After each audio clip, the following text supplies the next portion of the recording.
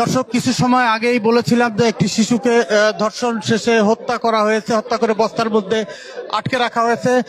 এখন আমরা দেখতে পাচ্ছি যে সেই যে যার বিরুদ্ধে এই ধর্ষণের অভিযোগ উঠেছিল তার লাশ হয়তোবা পড়ে আছে।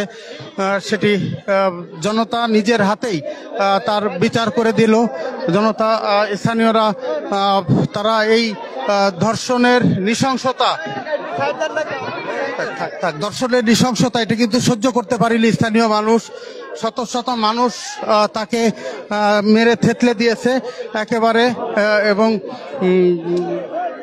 আমরা যারা দেখেছি যে ভেতরে কি অবস্থা, ওর এখন বেঁচে আছে? না না, এখন বেঁচে নাই। না না, একবার এই তো মনে করছেন খুব জঘন্য একটা অন্যায় করছে। সে মনে করে একটা বাচ্চা শিশু, তার হাতে কোনো হিংসা থাকতে পারে না। এই জানোয়ারটা সেই শিশুটারে এমন ভাবে হত্যা করছে, তা পাবলিকে সহ্য করতে পারে নাই। এই কারণে তারে একবারে বিদায় করে দেওয়া হলো, যাতে কেউ এরকম আর না করে। এরকম যাতে আর কেউ না করে, সেই কাজটা করে দেওয়া হইলো রে। তো খুবই অন্যায় করছে। হ্যাঁ, খুব অন্যায় করছে। অন্যায় করে তো সাদা হয়ে পাইলো, যে অন্যায় করছে এই অন্যায় সে সাদা বলে যাতে করে দেবে মারা ধরা হইলো, যাতে এরকম যাতে কেউ না করে, ওর দেয়া সবাই যাতে হেদায়ত হয়ে যায়। হ্যাঁ হ্যাঁ হ্যাঁ, এরকম মালিক এরকম শাস্তি হবে।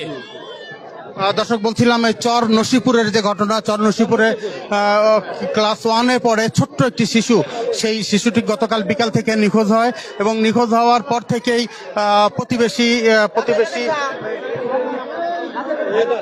প্রতিবেশী হায়দারের বাড়িতে তার লাশ আজকে সন্ধ্যায় এসে পুলিশ খুঁজে পায় বা উদ্ধার করে, লাশ উদ্ধার করে। কিন্তু এই খবর পেয়ে শত শত মানুষ, গ্রামের শত শত মানুষ তারা কিন্তু এখানে ছুটে এসেছে এবং এই দৃশ্য দেখে তারা সহ্য করতে পারেনি।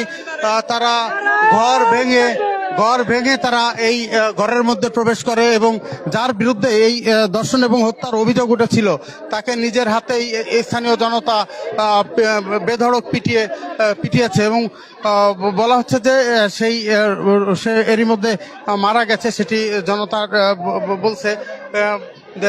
এবং বলছেন যে এটি আসলে তারা ক্ষুব্ধ হয়ে আসলে এই বিচারের যে মব জাস্টিস বা যাই বলি, এই ঘটনাটি ঘটিয়েছে, যাতে কেউ এর ধরনের ঘটনা আর কখনো না ঘটায়, কেউ যাতে এমন ঘটনা আর কখনো না ঘটায়, তাই দৃষ্টান্তমূলক শাস্তি তারা দিয়েছে, এটি দাবি করছেন। কিছু সময় আগেই কিন্তু এখানে পুলিশ চেষ্টা করেছে অনেক তাকে রক্ষা করবার, কিন্তু পারেনি। পুলিশের ব্যারিকেড ভেঙেই কিন্তু স্থানীয় জনতা শেষ পর্যন্ত এই যে হায়দার তার উপরে হামলা চালায়। গাছবাড়ি দৌলত দিয়ে এই পাশে তুলে দিয়ে ঘাট এ পাশে যে 250 বেড সদস্য তন্ন করে খুঁজছি, কোথাও পাই নাই। তারপরে যে পুলিশ আসার পর তারপরে যে তাদের সহযোগিতায় ইনশাল্লাহ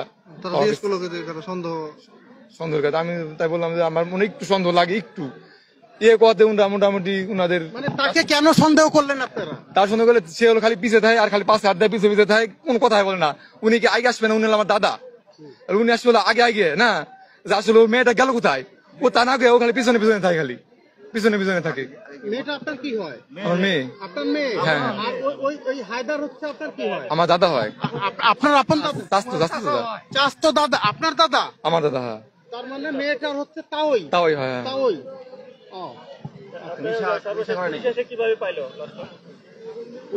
পুলিশ আসে, তারপরে ঘরের ভিতরে যায়, খুঁজতে বস্তার ভিতরে পেয়ে গেছে।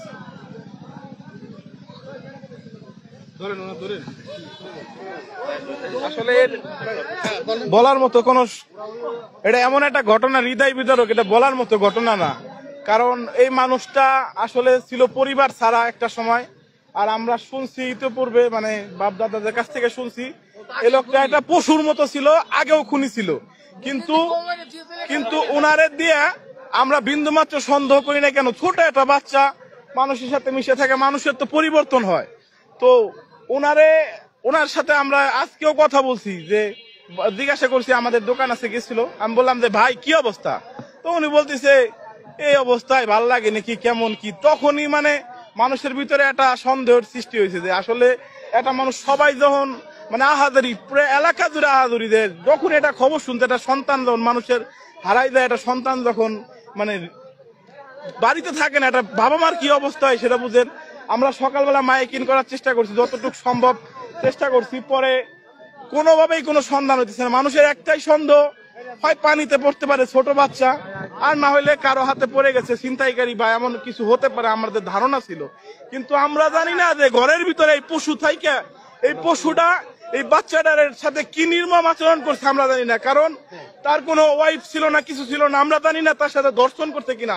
কিন্তু আমরা এইটুকুনতে খুব খুশি, আল্লাহ তাআলার যে একটা বিচার আছে, যে দর্শন করছে তার শাস্তি মৃত্যুদণ্ড, আজকে এলাকাবাসী তার উপযুক্ত শাস্তি দিচ্ছে, আমরা সকলে খুশি এবং ধন্যবাদ জানাতে চাই প্রশাসনকে।